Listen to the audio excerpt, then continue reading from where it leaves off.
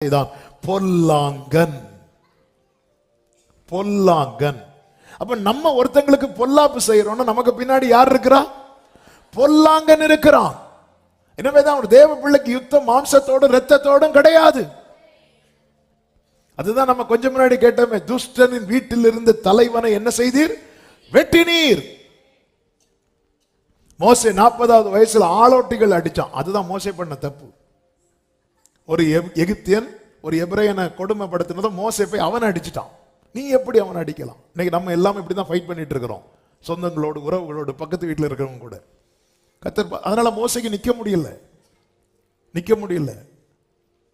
நம்ம மாம்ச நம்ம என்னதான் ஜோம் பண்ணவங்களா இருந்தாலும் நமக்குள்ள இந்த மாம்ச வைராக்கியம் வந்துட்டுன்னு வைங்களேன், நம்ம நிக்கக்கூடிய இடத்துல நிக்க முடியாது. 40 வயசு வரை நின்ன மோசைக்கு அந்த இடத்துல நிக்க முடியல.